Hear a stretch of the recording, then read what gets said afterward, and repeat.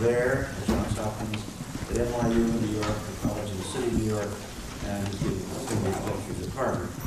He's been here in Texas since 1978. He's the a centennial professor and director of our Center for Nonlinear Dynamics. He edited a book on one of his great subjects, in which the world experts, hydrodynamic instabilities and transition to turbulence, many scientific articles, and distinguished research grants. All this is very terse and doesn't really tell you very much of what's really important.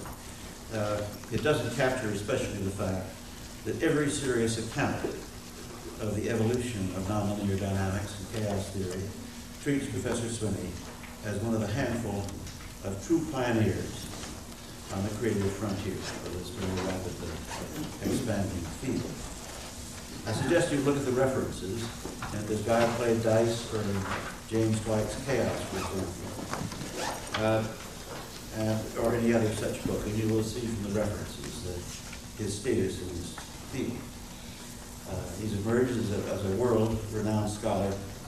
I wrote down that first is comfortable in Paris and Siberia as he is in Austin, but then I suddenly realized he's comfortable anywhere that nonlinear dynamics is being worked on, which means virtually everywhere in the contemporary world, and indeed his travels are extraordinary. But there's a bit more to be said. This is, of course, in both concepts and in applications. Moreover, the concepts themselves have only been firmly established, as you've already learned, by experiment and the imaginative use of fast computers. Professor Swinney is just the man, in fact, to lay out the concepts in this course over the next 8 lectures, because he's a rare scientist who combines theoretical creativity and experimental elegance. Let me read a brief passage from Gleig's Chaos on one of Professor Swinney's early path-breaking experiments. He was working with a man who was even younger than you, because you weren't very old when you did this, named Golub. Is he still in the field? Yes, he is. Here's another account. To study Couette flow, which Professor Swinney can explain to you, Swinney and Golub built an apparatus that fit on a desktop, an outer glass cylinder the size of a skinny can of tennis balls, about 1 foot high and 2 inches across. An inner cylinder of steel slid neatly inside, leaving just 1/8 of an inch between for water. And a man named Freeman Dyson came through, who's described in the book as one of an unexpected series of prominent sightseers in the months that followed the beginning of these experiments. And he described it as a string and sealing wax affair. He had these 2 gentlemen in a poky little lab with essentially no money, doing an absolutely beautiful experiment. It was the beginning of good quantitative work on turbulence. But that kind of mixture of elegant experimentation and theoretical work is by no means common. In any case, I want to add one more thing, that aside from his rare command over both theory and application, Professor Swinney cares about students and teaching. You have to know his travels and the demands on him around the world to understand how extraordinary it is for him to have given the time and care he has to the nurturing of this course, which quite literally would not exist without his enthusiasm and his hard work. And it's against that background that with great pleasure I turn you over to Professor Swinney, who will begin the first of his 8 lectures, this one on nonlinear dynamics and chaos.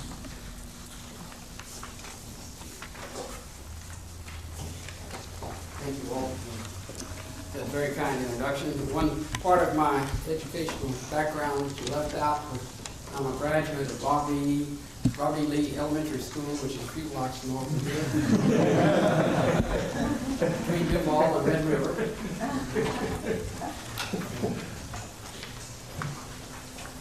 I want to talk in this course about the subtlety of nature. There are three terms that are in the title of the course, and each of them have significance that we will cover in increasing depth as we go through the next few weeks. Complexity, predictability, and chaos. First, let's consider what we would hope to achieve in any theory. We would like to have in a theory some mathematical description of a large range of phenomena in terms of a small number of parameters. The smaller the number of parameters and the wider the range of phenomena, the more elegant the theory. But it's not sufficient to describe the observations that have been made in the past. We would like, of course, in fact demand that a theory would predict. We must be able to predict. For example, as Professor Zebahey discussed last time, we know Newton's law, Newton's second law, and we know that he developed the law of gravitation. These together, Newton's second law together with the gravitation law, predict that if you double the mass of a particle, independent of the size of the particle or the material the particle is made of or the shape of the particle, the gravitational acceleration will be unchanged. Gravitational acceleration will be proportional to the force divided by the mass. The gravitational force doubles if you double the mass, and so the mass just cancels. And this is actually in accord with an experiment, a famous experiment done earlier by Galileo. And we saw from Professor Zebahey's lecture last time, and of course, Newton's second law, together with the law of gravitation, predict the celestial orbits, predict Kepler's laws, the planetary orbits. But there are fundamental limits to prediction, and we want to consider those in these next few weeks. If you have a law, such as Newton's second law, and you have the initial conditions of the system, then the behavior of the system is determined by that law, by the rules that involve no element of chance. F equals ma has no fluctuating terms in it. You just have a relationship between the force and the acceleration. So if we're given the initial state of the system, we can predict the future behavior with arbitrarily high accuracy.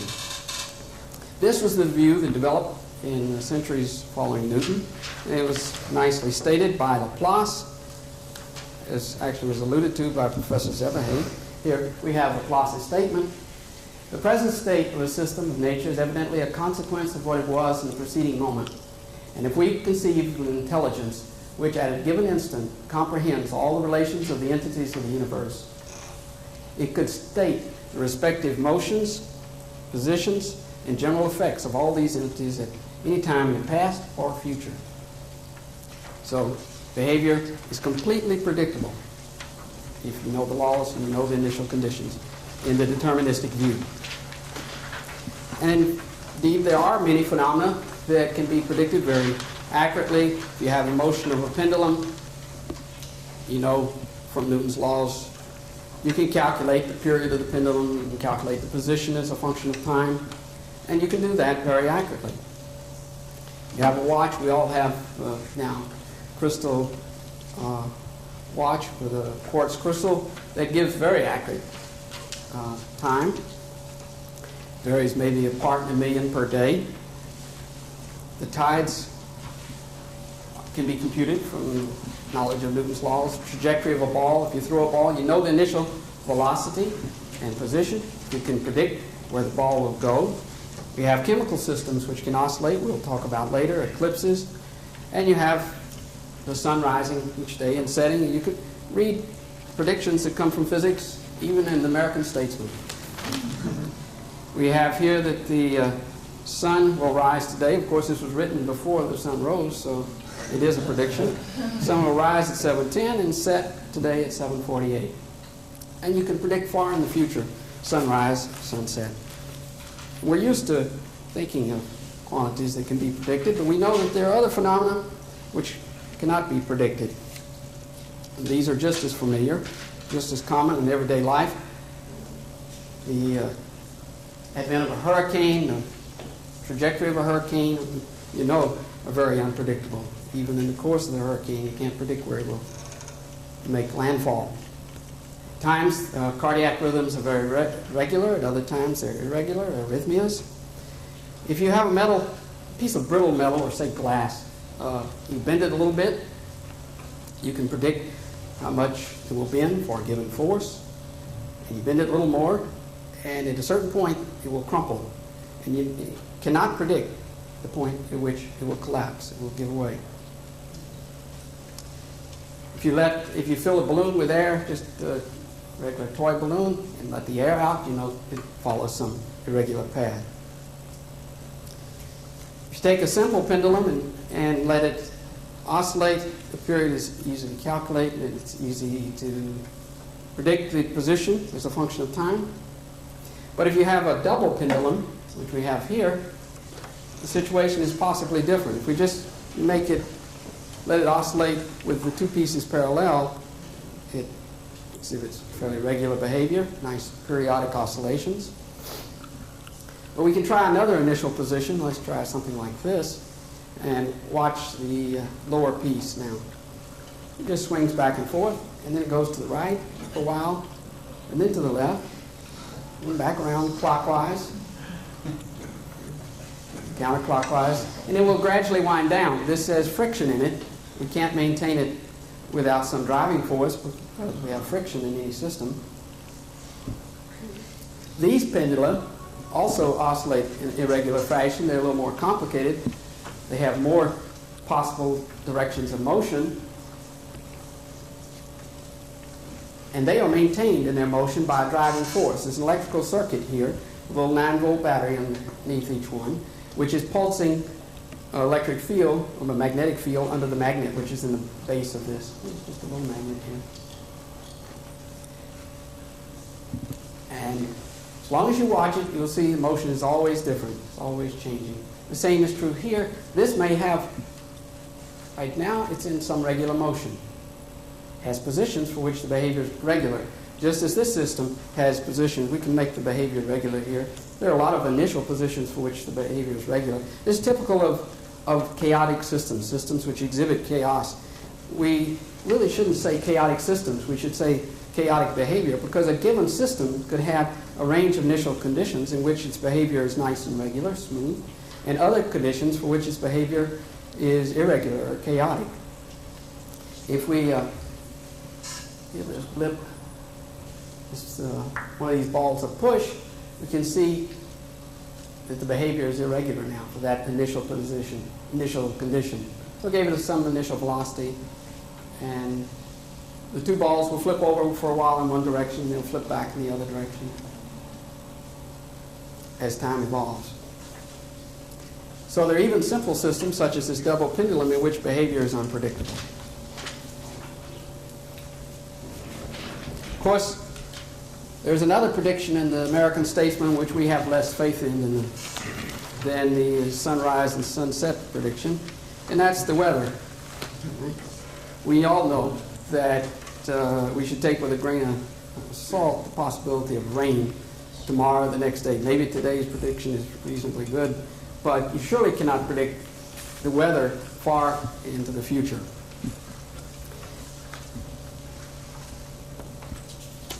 So there are a number of reasons why the system might exhibit unpredictable behavior. Let's consider some of these. Why is behavior unpredictable?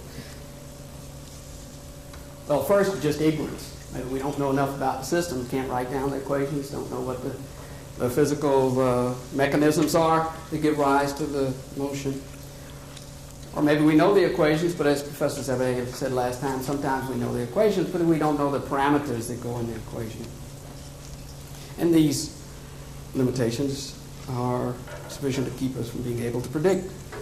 Another possibility is one that's often been given as the reason for erratic behavior of systems in the past, in that you have a system where you know the equations, perhaps you know the parameters, but the behavior is still found to be irregular, so we ascribe that irregularity to fluctuations in the environment. And if we could really control the system very well, we wouldn't have this erratic behavior. It's the fluctuations in the environment that give rise to fluctuations in populations or other quantities. Now, another reason the system might be difficult to make predictions for is that it's very complex. We use this term complexity, and these terms that we use in this course, even The term chaos, complexity in particular, means slightly different things to different people. But there is a commonality in meaning. Another term which has many different meanings was one mentioned by Professor Zebahay last time. He talked about stability. He said he asked people for definitions of stability and had 52 definitions of stability. So I'll give you one today, which is not the same one he gave you. We think of a system as complex. By complex, we mean a system that has many components, many particles, and many different variables. And there's so many variables that we can't make a detailed prediction. We can't calculate the behavior. For example, if we were going to calculate from Newton's laws the weather, we would have to consider the collisions between all the molecules in the atmosphere. In the atmosphere, there are roughly 3 times 10 to the 46 power molecules. So you might think that you just need a sufficiently large computer, and then since we do know Newton's laws, we would be able to compute the behavior of the weather and predict what the future weather would be. But this is not possible now, nor will it ever be possible. Suppose we have a fast computer, one that makes 1 billion calculations every second, 10 to the 9th calculations per second, a gigaflop computer. Now the age of the universe is 5 times 10 to the 7th seconds, about. So if we had this computer, we could, in the lifetime of the universe, we could make more than 10 to the 26 calculations total. That's the total number of calculations, but we have 10 to the 46 particles. And we would like, if we're going to make a prediction, to calculate their positions as a function of time. So you can see you would have to make the calculation of their positions over and over again many times, given that number of particles and this number of total calculations possible. You can see that it's not possible, nor will it ever be possible, to make a detailed calculation based on the collisions between the particles. Now, the situation is not quite that bad. There are, as will be discussed, particularly by Professor Predictabiity and some in the next few weeks, collective phenomena. Many particles go together to give rise to some coherent structure. A hurricane is an example. You have a large feature which is a property of the collective motion of many particles. If you just study 2 particle interactions, you would never guess that you might have some large coherent structure arise. So this is a property of complex systems, that you have what Professor Predictabiity calls dissipative structures in systems which are maintained away from equilibrium.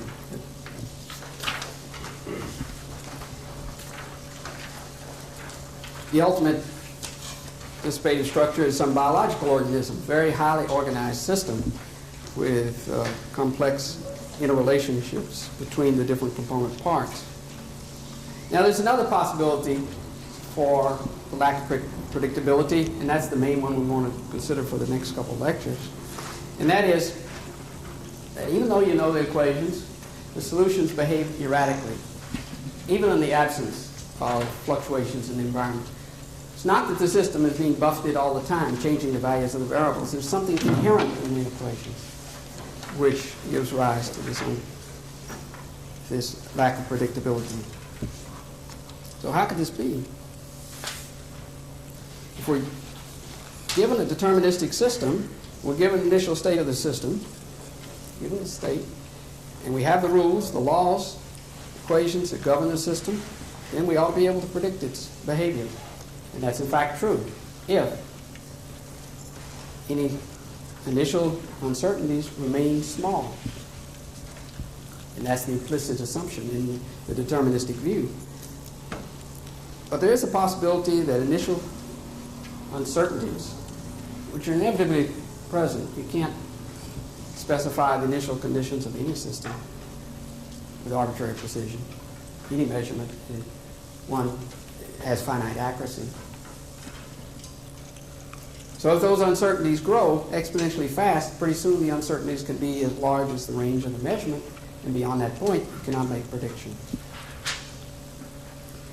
Now this possibility has just become widely realized in the last decade.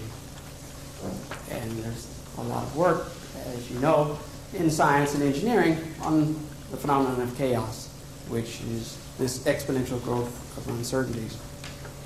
Like many developments in science, there are some pioneers who recognize the possibility long before the possibility was generally accepted in science.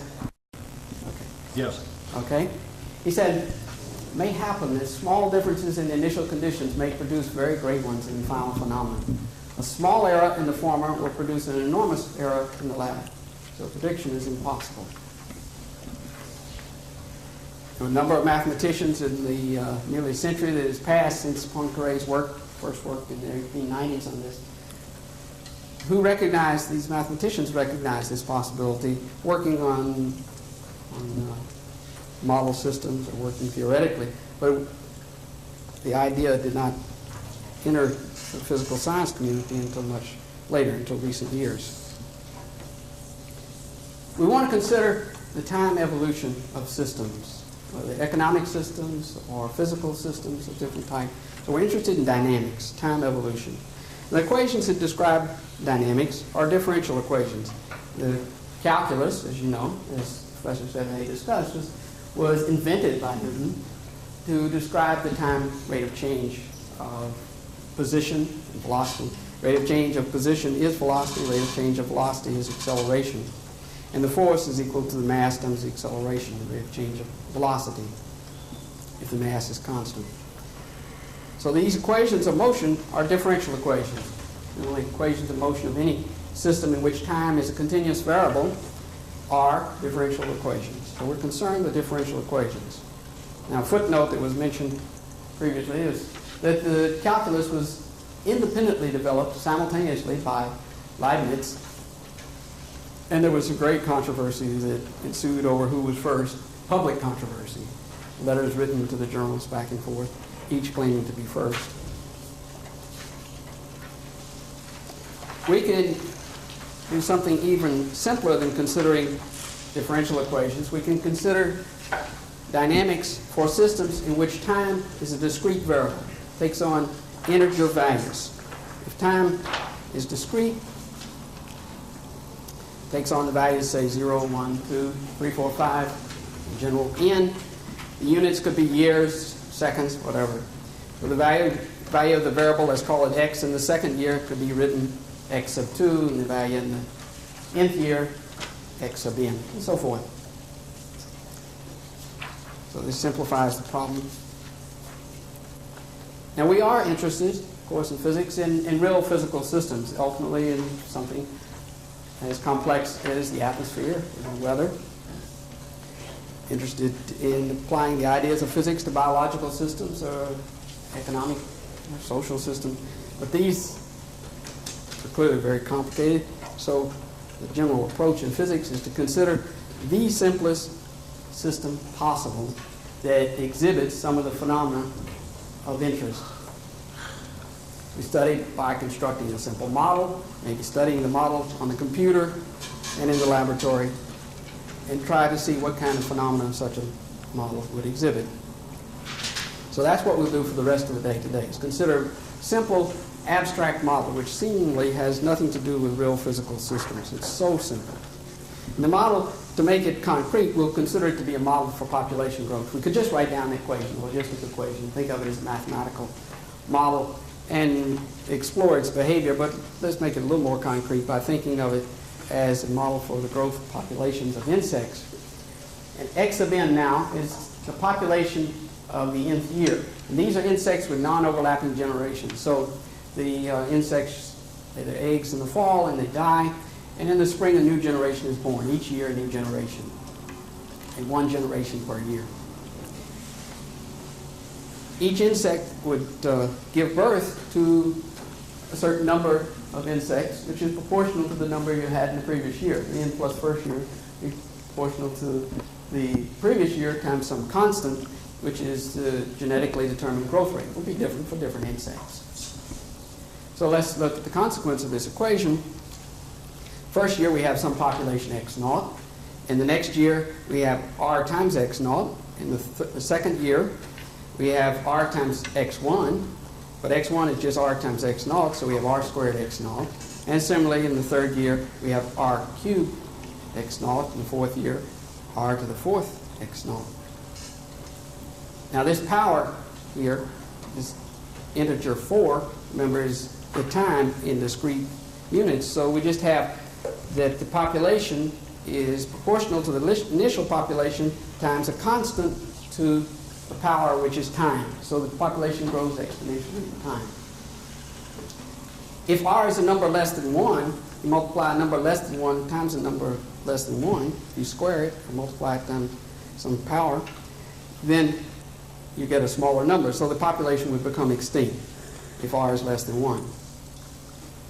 If r is greater than 1, though, you multiply it times itself, you get a larger number yet, and the population will increase as time, or n, increases. So the population would increase without limit, exponential growth. Now you can't have exponential growth, you know. There are limits to growth, as you all know, and as Thomas Malthus knew 200 years ago in his work on population. There are limits to growth because of disease, famine, food supply, predators, what have you. So there must be some other term. This equation is not sufficient. We must add something. We want to modify the model, but we want to keep it simple. We want to keep it as simple as possible. The next thing we could do after having a linear term is to have a quadratic term. Now, in general, the quadratic term could have a different constant. We could put a different constant here of proportionality, but we want to keep it simple. Let's keep the same constant, in keeping with our effort to obtain the simplest model possible, the simplest nonlinear model in this case. So we have something now which will limit the growth. As x becomes large, x squared, this rx squared will limit the growth. So we have, rewriting this equation, factoring out the r, this equation which is called the logistic equation. It's very extensively studied as a model in mathematics, as a model of, population biology. Now you might think that is the simplest nonlinear model you can write. It looks like something that would have been studied in Newton's day, or maybe earlier. It's a very simple equation. In fact, there are new things still being learned about this, the behavior given by this equation. It was only in the 1980s was it shown rigorously, mathematically, that this equation could exhibit chaotic behavior. That the probability for finding chaotic behavior if you choose randomly some value of r is non-zero. That was proved by a Russian mathematician just a few years ago. There are many mathematicians working on the behavior given by this equation. And we consider it only in certain limits. We want the population, if we think of this as a model of population, to be positive. It doesn't have meaning, it's negative. So x must be positive, but it can't be greater than 1 because we have 1 minus x. So x is in this interval. And the interval for r will keep in this range where the interesting dynamics that we want to consider occurs. So let's solve this equation, see what the behavior is given by this equation. Here we have it. Now, if the population is the same in successive years, if you reach some stable population where it just continues at the same value, we would have xn plus 1 equals xn. That's called a fixed point solution. So as we talk about solutions of this equation, we can introduce some terminology now. Here is a fixed point. If xn plus 1 is equal to xn, then we just substitute in here xn, we have this equation. And we look for the solutions of this equation, fixed point solutions given by this expression. Well, obviously, if xn is 0, that would satisfy this equation since you have xn as a common factor in both sides. All right? So that's one solution. Another solution, though, is xn is not 0. Then we can divide both sides by xn and solve for xn. We get a second solution, second fixed point solution, which is 1 minus 1 over r. So what solution applies in what cases? That brings us to the question of stability. And I'm not going to discuss stability now, but just give the answer about the stability of these particular solutions. These fixed point solutions have different domains of stability. where we mean, in this case, by stability, that if the system is perturbed a little bit away from one of these solutions, suppose you had the value of x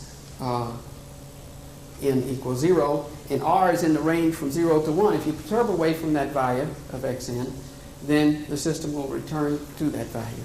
It's attracted back to this solution. But if r is in the range from 1 to 3, it's not attracted to this solution, x1. It's attracted to super 1, is the first solution. It's attracted to the second solution. So this is called the stable solution for this interval. For r greater than 3, neither solution is stable. They're both still solutions of the equation. They satisfy the equation, but they are not stable solutions. If there's a small perturbation, that perturbation, fluctuation from that particular solution will grow.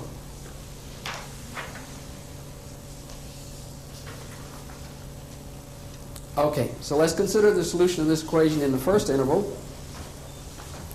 For r between 0 and 1, xn approaches as n becomes large, as time evolves, approaches 0. The population becomes extinct, independent of the initial value.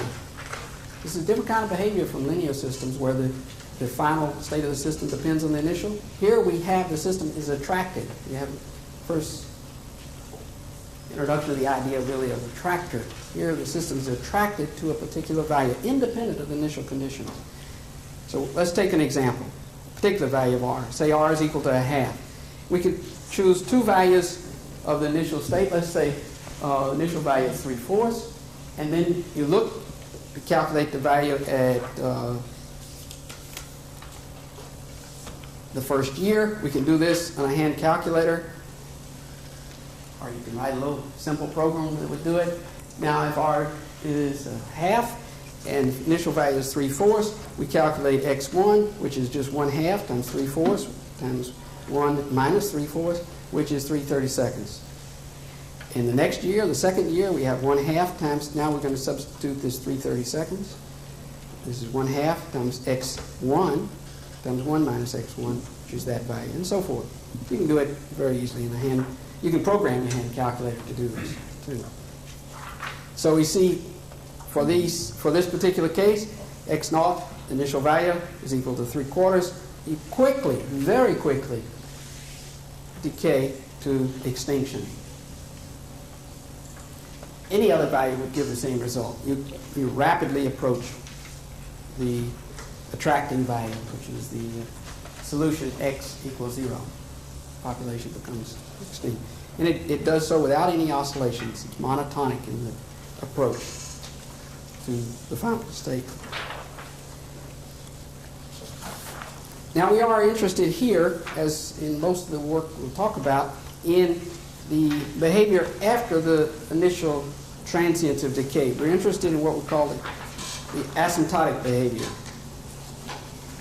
We could start with any initial value, and the question of how does the system approach its final state is a more complicated one, more difficult one, and often not of immediate interest, as the question of the asymptotic behavior. Is the system, as time becomes large, is it stable, or what is the state after the transients have decayed? Okay, so we see that in this range between r equals 0 and 1, the attracting state is this 0 fixed point. So that's the post-transient state, or asymptotic state, after transients have decayed. Now, we want to look at the behavior of dynamical systems graphically. So let's look at a plot of the function. You can see this is a quadratic function. It's a parabola, an inverted parabola. There's a minus here. So we have this inverted parabola is given by this smooth curve.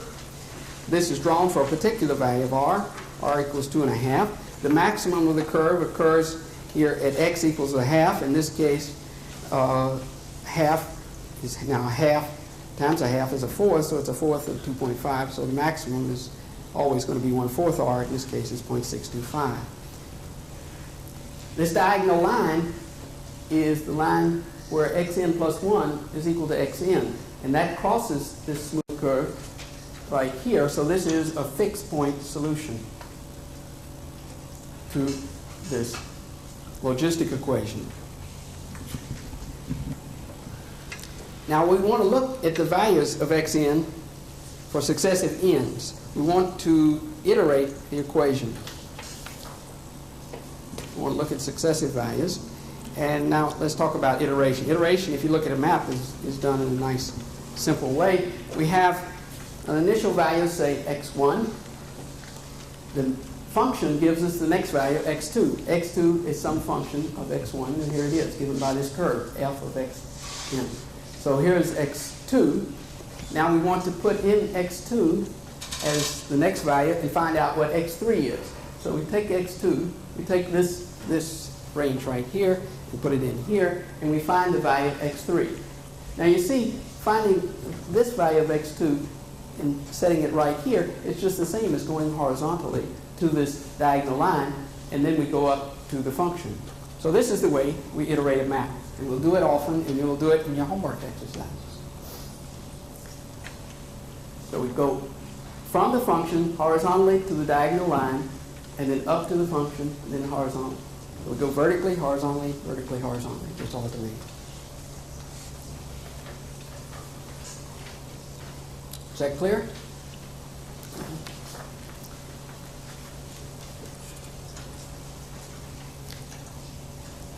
Now, there are two kinds of fixed points of a map.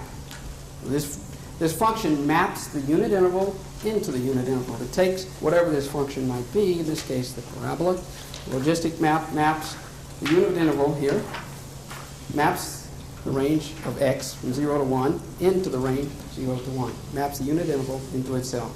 So it's called a map of the interval. You could also call it an iterative function, a recursive formula. Same meanings. Now, we could have a fixed point where the absolute value of the slope at that point is less than 1. In that case, this point is stable.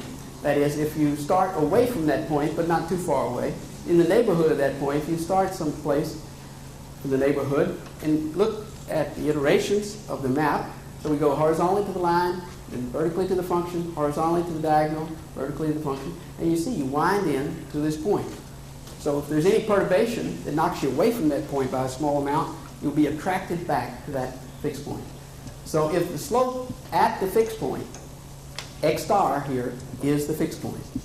At x star, if the slope is less than 1, less than unity, then you have an attracting fixed point, or a stable fixed point. If the slope, on the other hand, is greater than unity at x star, at the fixed point, and you have a small perturbation away from the fixed point, so you're knocked a little bit away, and you iterate, you see you move away. So this point is unstable. It's a fixed point still, but it's an unstable fixed point. If you happen to be perturbed in the other direction, you move away in that direction. So this is called, instead of an attractor, a repeller.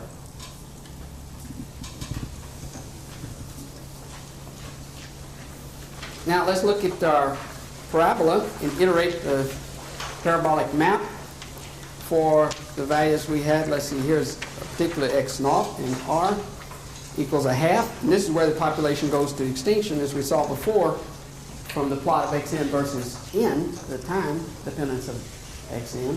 And we see we start here, start at this point on the map, and we go over to the diagonal line, and we just wind right down to 0. So the population becomes extinct.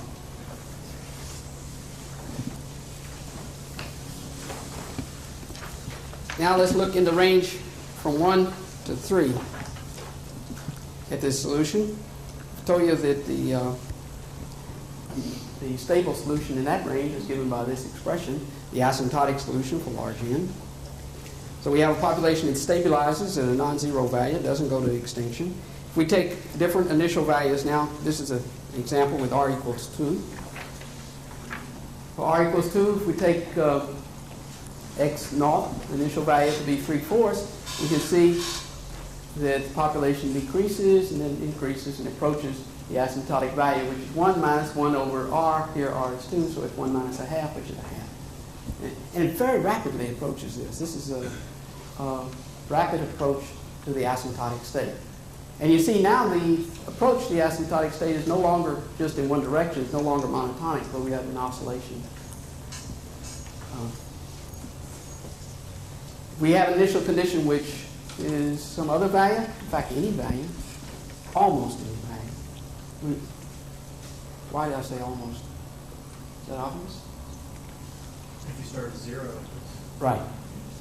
There are two exceptional points. If you start at 0, you're going to stay there.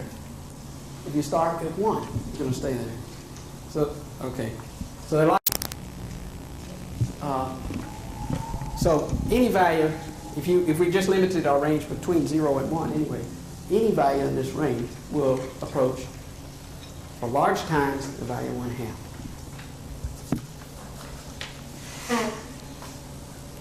Okay. And here's another example. This is, now we look at the map. For two different initial conditions, instead of looking at the function, the behavior as a function of time, we can look again at the map. We iterate the map.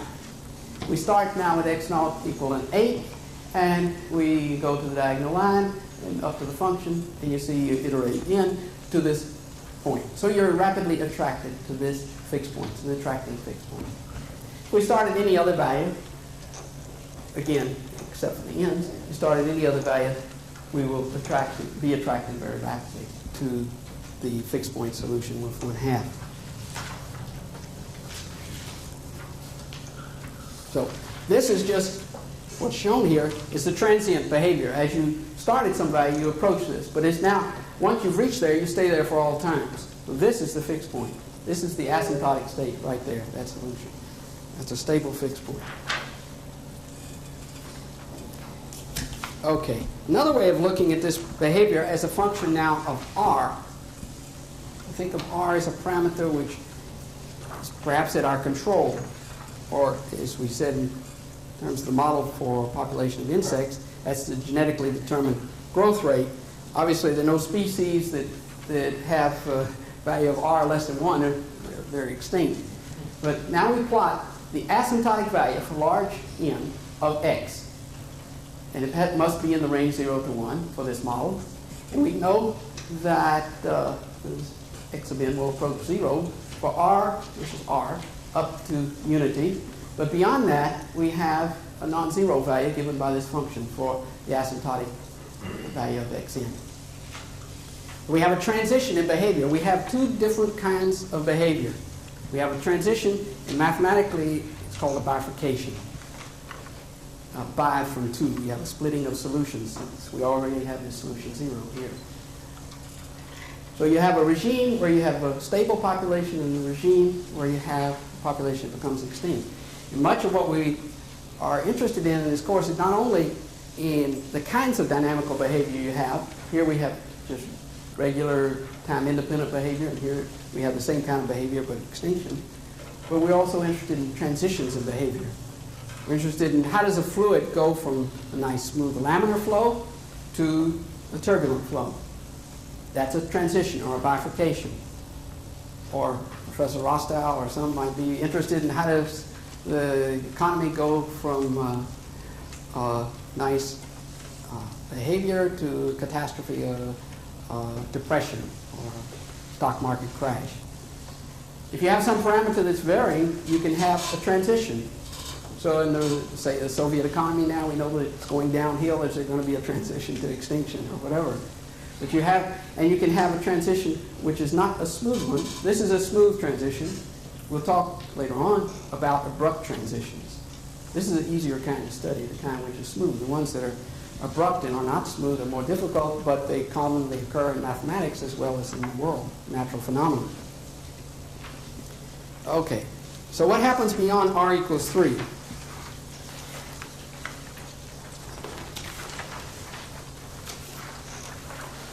Behavior becomes more interesting.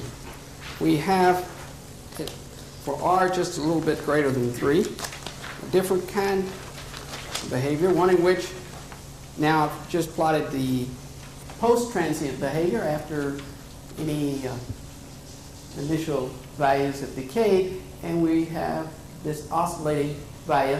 Instead of taking the same value each year, Exaben oscillates between two values. So the period, instead of being 1 year, instead of repeating every year, it repeats every other year. We call it period 2. So the cycle is 2 years. And that's the stable state of this system, this logistic map, for some range in R. If we increase R further, there's another range in R, smaller one, but still some well-defined range in R, where the population doesn't repeat after 2 years. It comes back close to the original value, but you have to go to 4 years. So you go here over a 4-year time period, and it just repeats. And you take any of these and you look 4 years later, and you get the same value. So you have a 4 cycle, period 4. If you continue to increase R, there is an infinite sequence of transitions, bifurcations, if you like, at which the period doubles. Now, the range over which of these successive states exist gets smaller and smaller and smaller until you reach period 2 to the infinity. As n goes to infinity, and you get the period 2 to the infinity at a value of R about equal to 3.573.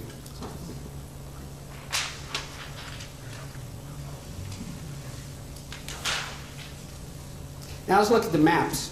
For the period 2 state, if we iterate, now we start with some initial value. Again, it doesn't matter, but this is a particular one chosen to be a 10th.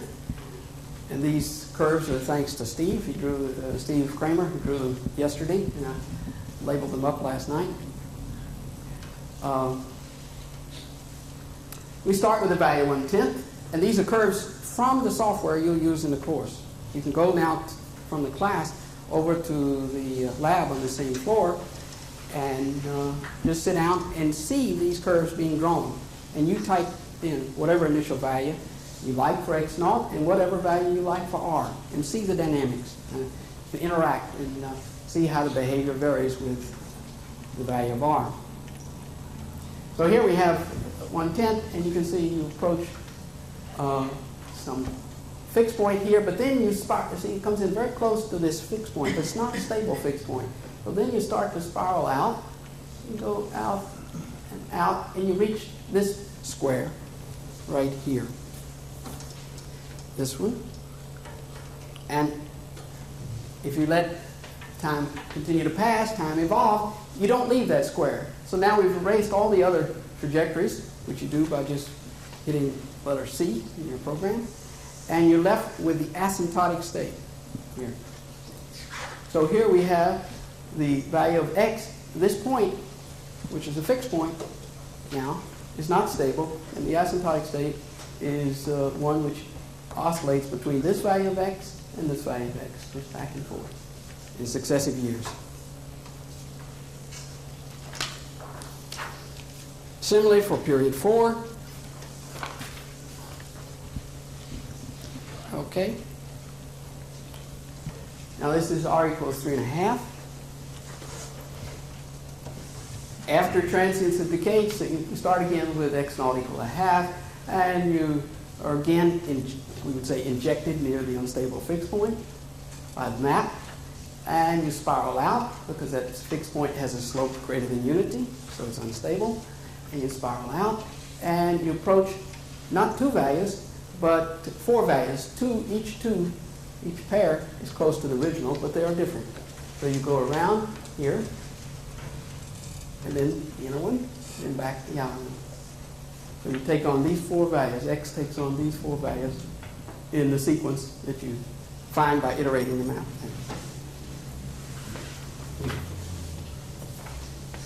And this goes on ad infinitum.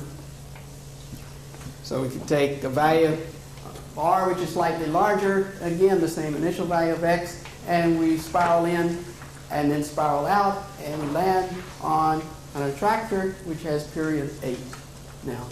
So here's the sequence, 1, 2, back over here, 3, 4, 5, 6, 7, and 8. And note that the pairs of lines which are close together are separated by 4.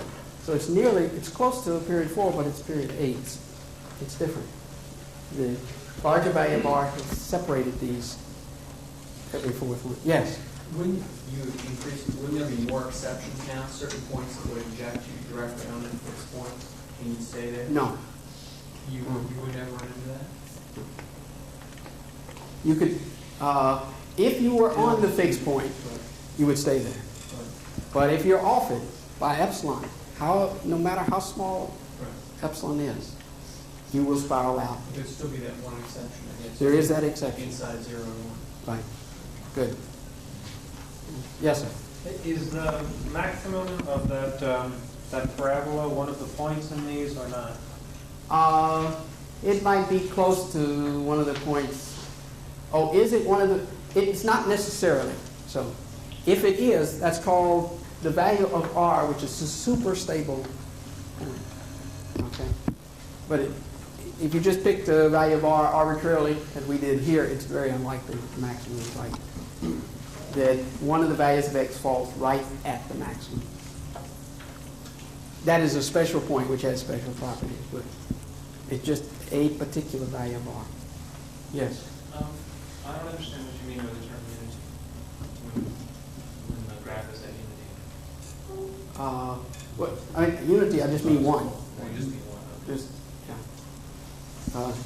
It's mathematicians talk about naught in UGHT, naught in unity. Right? 0 and 1. Okay.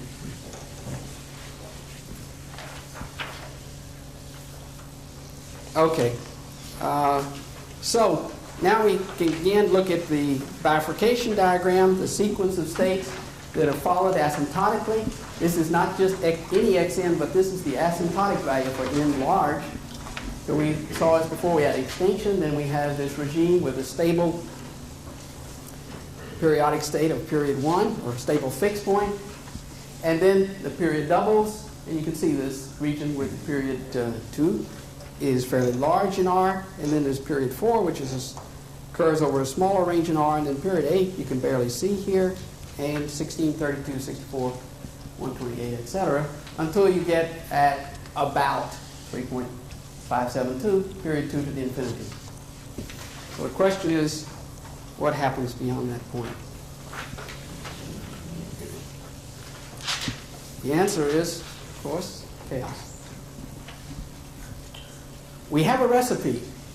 This equation is a very simple recipe for the behavior, and yet when we put in values of R greater than this and any initial value of X, we find that the evolution of X is erratic. It never settles down to a particular value or pair of values, but it varies erratically for all times. No matter how long we watch, we can't predict the future behavior. So we have a difference in the kind of behavior for R less than this, where we had these attracting states, either period 2, 4, 8, or period 1, a fixed point. So any value of R between 0 and 3.572, if we pick two values that differed by some small amount, in fact, it doesn't matter how much they differ. We picked the value 1/8 and 3/4, and we saw that the asymptotic values approach one another very quickly. If the values in particular are very close together, they will remain close together for all time. That's what we mean by predictability. Behavior is predictable. But for R greater than 3.572, the errors grow exponentially fast. That is, if we pick two values of X initially, X0 and X0 star, no matter how close together they are, this difference between Xn and Xn star will become large. It will become as large as the range of the variable, 0 to 1.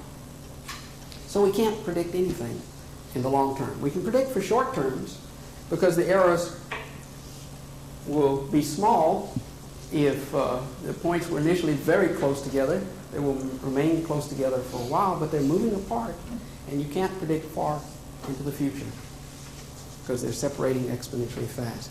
That's what chaos is. That's all we mean by chaos.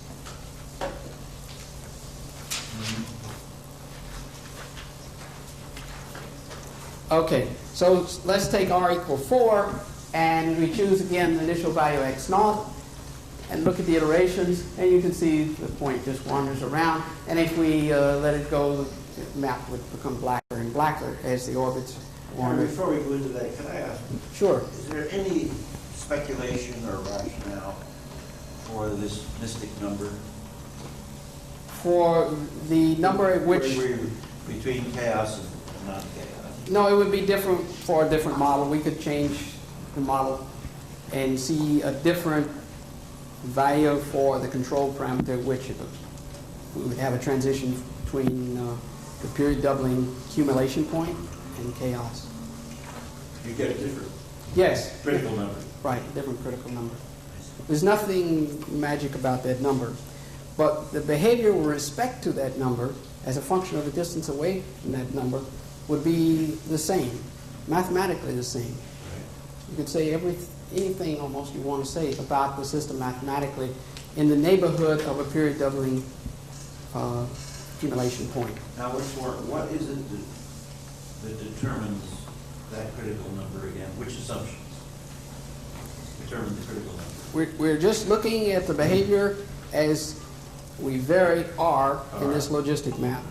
Looking at the behavior for large N after transients of decay to see what the stable state for the system is for different initial values of X. Okay? And for R less than 3.572, we always will settle down to a state which is well defined, to an attractor which is periodic, or if R is less than 3, it's just a fixed point. But for R greater than 3.573, we have values of R. It's actually rather subtle. There are values of R between 3.572 and 4 where errors grow exponentially fast, where the system is chaotic. There are also values between 3.572 and 4 where the system is again periodic. Those are called windows of periodicity, periodic windows. Are those always odd periods? No, they're period 4, 6, and so forth. In fact, I would even label, thank you for the question. That leads to the bifurcation diagram. Now, recall the bifurcation diagram we had a moment ago. They went all the way up to the point where chaos begins, and I had covered that up. Let me uncover it. All right? So now let's concentrate just in this region where we have chaos, right here, starting at 3.4. So near the start of the chaotic behavior. And look at this region, blow it up, which you can do with this software when you go to the computer lab. So here we have from R varying from 3.4 to 4. So we have just part of the range. It's the part where the chaos does occur. And we look again at the asymptotic values of xn. Now at 3.4, you're in the region where the system is in the period 2 state. So we have oscillate back and forth between this value of x and this one. And then right here, the period doubles. We have a bifurcation from period 2 to period 4, and then period 8 and 16, so forth, till we reach this accumulation point for the period doubling sequence. Beyond which, most of the values of R will give you chaotic behavior. What I mean by most, it's not really known. Maybe 85% of the values of R approximately will give you chaotic behavior. But you can see there are ranges, in particular this one, which is very wide, where you have periodic behavior. And here, the period is 3. We oscillate between this value, now. 1, 2, 3. Every third year is the same. And here's a window of period 6. 1, 2, 3, 4, 5, 6. Period 5. And there's some other windows. And we'll talk about the periodic windows and that structure later on. But that's a fine point. I don't want to go too much into the it. powers of 2 ever crop up again? Let's delay that question. Okay? It's a good question. Right. Okay? Both directions, in fact. It's interesting. It's not the same if you increase R and decrease R. It's different. I won't tell you what it is. We'll actually talk about that, I think, in the 7th lecture or so, but it's better to experiment and find yourself. Okay. All right, I think that that is probably a good point to stop. Let me just summarize and say the moral of the story, that even simple systems, this is the simplest system one can imagine with a nonlinear term, can exhibit complex dynamics, even chaotic behavior. So we have this complicated behavior, unpredictable behavior in the logistics map. And this simple map exhibits many of the kinds of features we'll see in more complicated systems, physical systems, including the existence of many transitions from one state to another, from the simple fixed point to the period double state, and period forward and so forth, and then on to chaos, and different kinds of dynamics for different values of the control parameter, different values of R, fixed points, periodic states, and chaos. Okay, why don't we stop there and have questions and discussions? There's a homework assignment that's being passed out. And the important point about this homework is that if you have any questions about how to use this software, Steve Kramer will be in the computer room every day for the next 5 days, except Saturday, the next 5 business days, to give anyone a hand that has questions. You're only asked to use very small parts of the software that are on the disk, but if you like to experiment, feel free to use some of the other programs there. Just run them, and there are help menus on each one so you can see what they do. Okay, questions, discussion? Yes, sir. What program is it we're using? Logist 1 and Logist 2. The programs that are the ones that were used in generating the maps that we looked at today. Okay. Oh, and BIF is the one that was used to generate the BIF for bifurcation, generate this bifurcation diagram. Yeah. So with that program, you can look at any range of R, blow it up, and vary resolution, and look at the bifurcation. Yes. I know this is probably not a question that you answer in a few minutes, but you're talking about time as discrete here, and what indication is there that time is discrete in actuality, not just for an insect population which has non-overlapping generations, but just for something. How would that apply to a problem like fluid dynamics? Well, you often have systems which have some periodic component in them. They may have waves that travel past, and you can sample the system at the same point along the waveform each time, and use the same. In that way, time is discrete. Okay? There are other situations where you have simple oscillating systems. Then you can get rid of the basic period of oscillation by sampling the system at the frequency of that oscillation.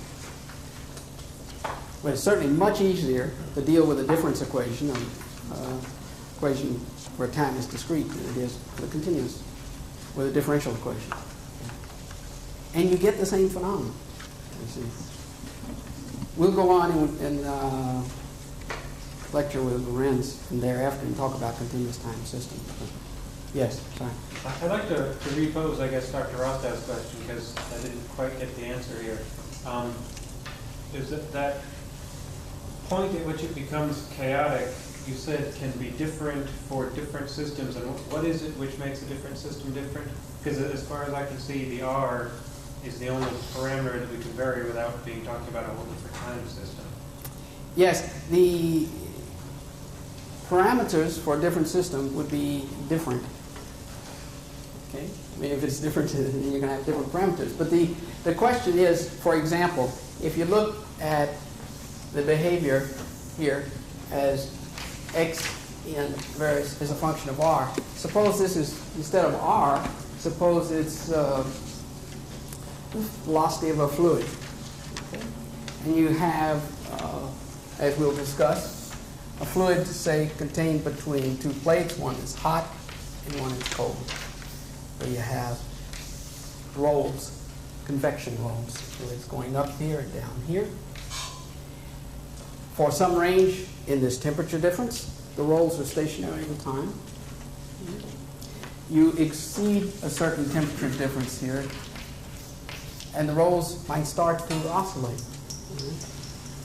And this oscillation would have a well-defined period. And you continue to increase this temperature difference. This is a classic experiment that was done in Paris in 1970. You continue to increase this temperature difference, and what Predictabiity found in his laboratory at École Normale in Paris was that at a critical value of this temperature difference, now the period doubled. Instead of having one value, you had oscillations in amplitude, which now, if you look at the temperature, say, as a function of time, it's oscillating instead of periodically, it would be something like this. Now, this difference in the amplitude here would be at a particular value of the temperature difference, delta T1, a particular delta T star, a particular value of the temperature difference. You find some amplitude difference, and you want to know, how does this amplitude increase as you vary delta T? What is this function here? Okay? That is the same kind of behavior whether you're talking about the logistic map. If you measure it with respect to this transition point, if you measure amplitudes with respect to that point, then you get the same kind of behavior in different kinds of systems. But what was really spectacular in that experiment was that he looked now and saw a sequence of period doublings, okay, just as in the logistic map. In the logistic map, if you measure the ratio of these intervals here,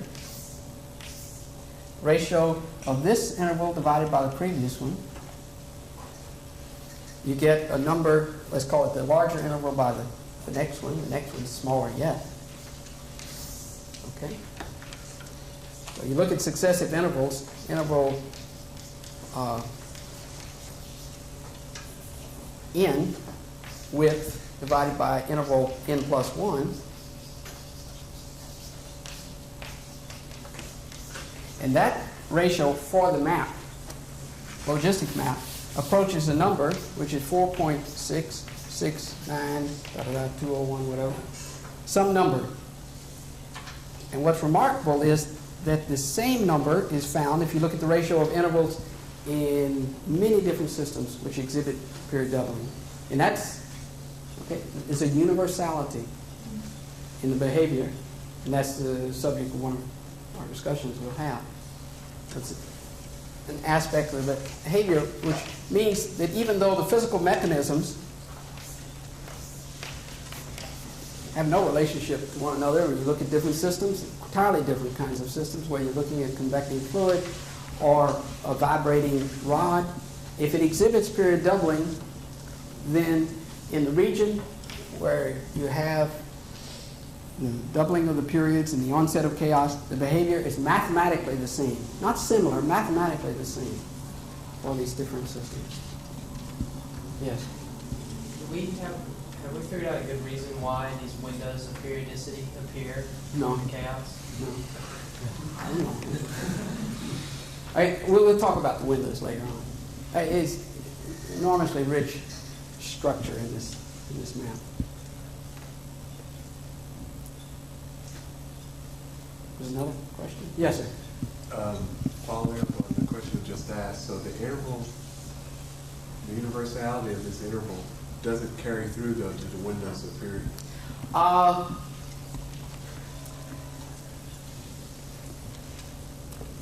No. This ratio does, this sort of quantitative universality does not follow through for the windows. There is something there which we'll talk about called qualitative universality, and that is that these windows occur in a certain order. You can label each of these windows. You can give symbols, assign symbols to each of these windows. This procedure is called symbolic dynamics, and these windows occur with a certain ordering of the windows, whether it's this logistic map or some other system. Some other class of system. some other systems that are in this class of system.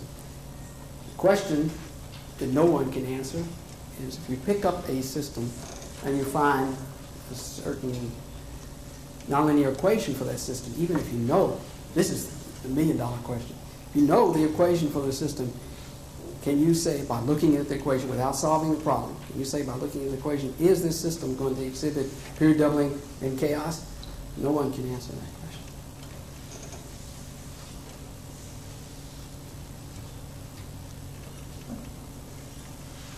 Other questions? Yes, sir. Lipschauer in his experiments found the same number in observation independent of any mathematical equation. It's just measuring the temperature. That's right. It was just So- temperature measurements. So Right. this is the basis for a very strong claim that nature is following That's right. these mathematical Yeah, it's a rules. very striking experiment. For it, he received a few years ago the Wolf Prize in Israel, $100,000 cash to take home, tax-free. It just seems amazing. It is amazing. It's incredible. Mathematical laws. Yes. Yeah. What, this deals part of next class, actually, but what conceivably could this equation, the logistic map, have to do with the real world, the physical world? Okay? And it surely is not obvious it has anything to do with the physical system. It's really this realization that phenomena in the real world have some of the same characters as simple models that has led to a lot of recent developments. Yes? Has this number in the real world, this 4.6, come up with other real world experiments? Yes. I tabulated a few years ago about a dozen experiments on different kinds of systems, some acoustic experiments and acoustic cavitation, other kinds of fluid dynamic experiments, chemical experiments, electronic oscillators, mechanical systems, vibrating rods, vibrating machinery, so a variety of systems. Yes? Yeah, given that mathematicians knew about this for so long, why do you think it took so long for the physicists to catch on? No, mathematicians did not know about this for so long. But No. Poincare. Poincare understood the possibility of chaos. Okay. Let's save this for the later discussion, because that's a longer story. It's an interesting story in itself. And it's not one I can answer completely. Okay. Ideas take a while to permeate. But the period doubling was not a discovery of mathematicians. The fellow who discovered that mathematically was a physicist doing calculation on a hand calculator, HP 65, 1966, 76, Mitchell Feigenbaum. We'll talk about it a little later.